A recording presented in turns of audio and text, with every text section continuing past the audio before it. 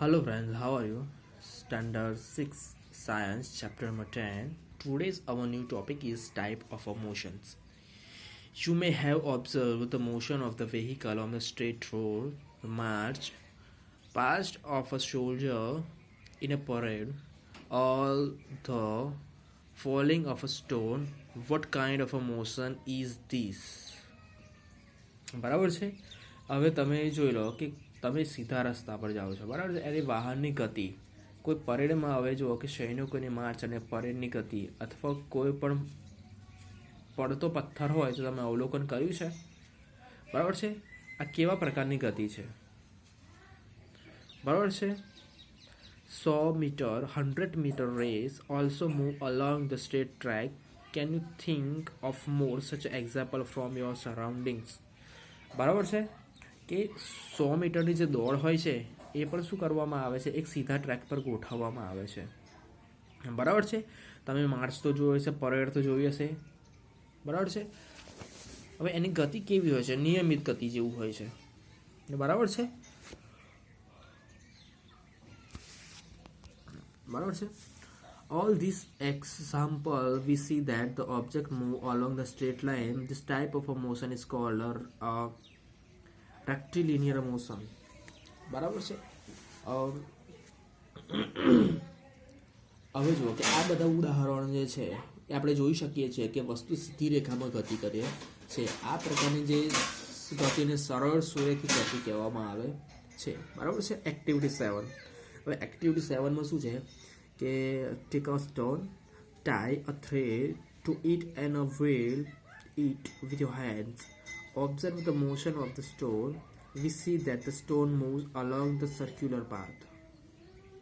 બરાબર છે.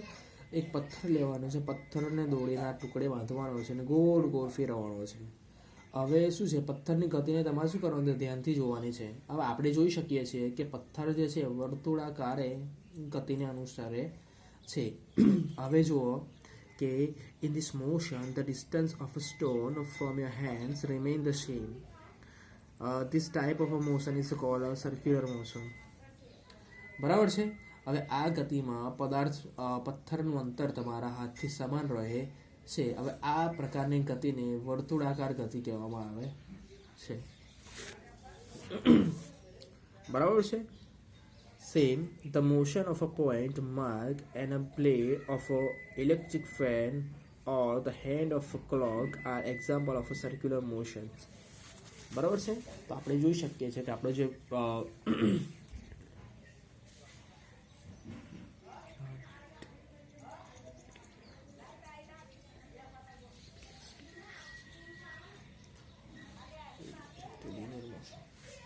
બરાબર છે. હવે જુઓ કે વીજળીનો પંખો છે, બરાબર છે. આ ઇલેક્ટ્રિક ફેન છે અને પેલો મરઘા જેવું છે, એ જુઓ તમે. તો શું થશે આમાં કે જ્યારે પવન આવશે ત્યારે શું થશે, ગોળ ગોળ ફરશે, બરાબર છે. તો એનો અર્થ શું છે કે આ કેવી ગતિ છે, સર્ક્યુલર મોશન છે, બરાબર છે. The electrical fan or a clock by themselves are not moving from one place to another, but blade of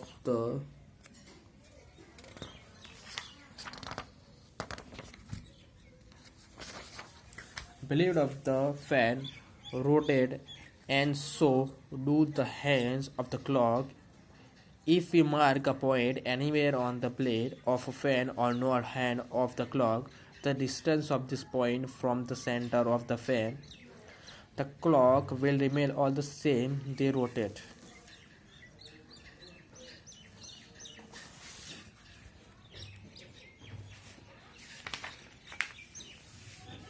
બરાબર છે. કાંટા પણ ફરે છે. જો આપણે જે પંખાના પાંખિયા અથવા ઘડિયાળના કાંટા પર કોઈ જગ્યાએ નિશાન બનાવીએ તો ફરતી વખતે પંખાને ઘડિયાળના કેન્દ્રથી તે ચિહ્નનું અંતર સમાન રહેશે, બરાબર છે. In some cases an object repeat its all motions after some time. This type of the motion is called a periodic motions. બરાબર છે. કેટલાક કિસ્સામાં એક વસ્તુ શું છે કે નિશ્ચિત સમય અંતરાલ પછી પોતાની ગતિનું પુનરાવર્તન કરે છે, બરાબર છે. Take a stone tied with a string that you are used in activity 7. Now hold the string in your hands and let the stone hang from it. બરાબર છે. આ પ્રકારની ગતિ હવે શું કરવામાં આવે છે કે શું કરે છે આ પ્રકારની ગતિ છે ને આવર્ત ગતિ કહેવામાં આવે છે. બરાબર છે.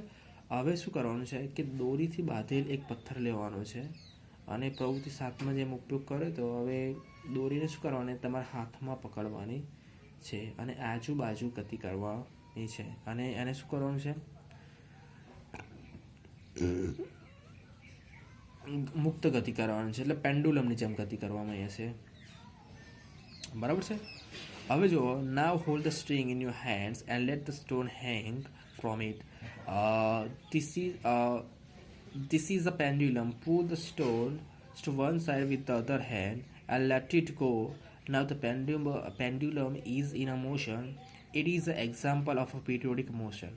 A branch of a tree moving to the and fro, motion of a child on a string of a guitar, or a member of a drum being played are all examples of a periodic motion where an object or part are repeated its motion after fixed interval of a time. બરાબર છે. હવે જુઓ કે પથ્થર એક હાથમાં પથ્થર લેવાને પકડવાનો છે, લટકવા દેવાનો છે. બરાબર છે. હવે એને શું કરવાનું છે, બીજા હાથ વડે પથ્થરને એક બાજુથી ખેંચવાનો છે, એને પેન્ડુલમની જેમ મુક્ત ગતિ કરવા દો. પછી શું કરવાનું છે, હવે આ શું છે, એક લોલક છે. હવે લોલક મનોરંજનની સાથે આપણને આવર્ત ગતિ સમજવામાં મદદ કરશે. હવે કોઈ લોલકની ગતિ, વૃક્ષ કે શાખાઓની અહીં તહીં લહેરાવું, હિંચકો ખાતા બાળકોની ગતિ, સિતારના તારની ગતિ, વાગતી વખતે ધોલ સપાટીની ગતિ, આ બધા આવર્ત ગતિના ઉદાહરણ છે જેમાં વસ્તુઓ નિશ્ચિત સમય અંતરાલ પર પોતાની ગતિનું શું કરે છે, પુનરાવર્તન કરે છે. બરાબર છે. એક નિશ્ચિત સમયગાળો હોય, બરાબર, એ સમયગાળામાં શું કરે, પુનરાવર્તન કરે. આને પેન્ડ્યુલમ મોશન કહેવામાં આવે છે અથવા પિરિયોડિક મોશન કહેવામાં આવે છે. બરાબર છે.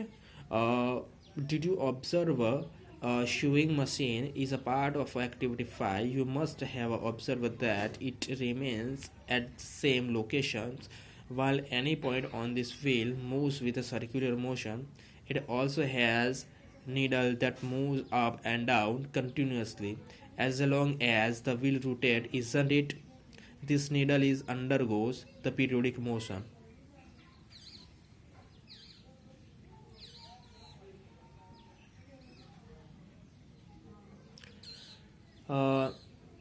So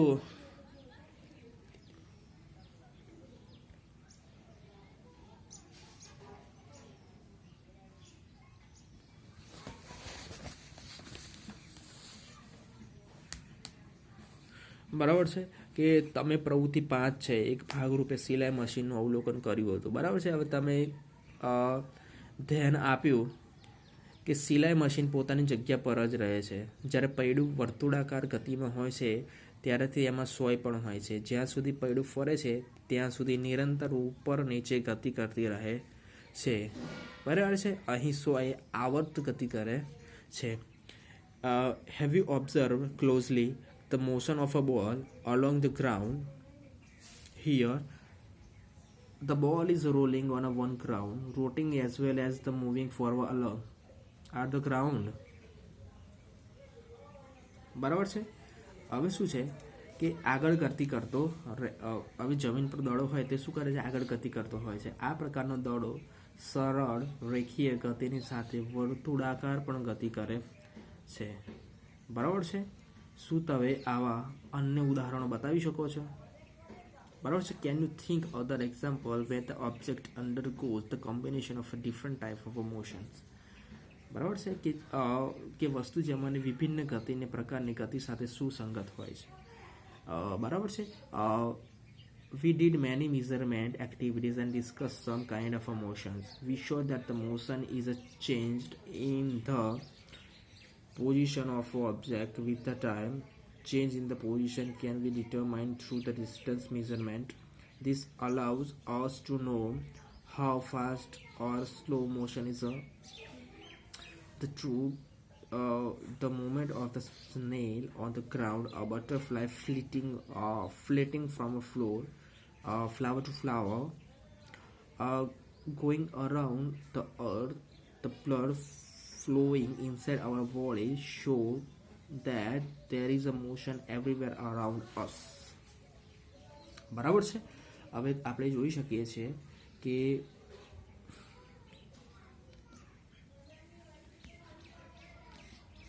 આપણે આ પ્રકારમાં બધી માપનની જે પ્રવૃત્તિઓ છે આપણે કરી છે. બરાબર છે. કેટલાક પ્રકારની ગતિના વિષયમાં આપણે ચર્ચા કરીએ તો આપણે જોયું છે કે સમયની સાથે સ્થિતિમાં પણ થતો ફેરફારને ગતિ કહેવામાં આવે છે.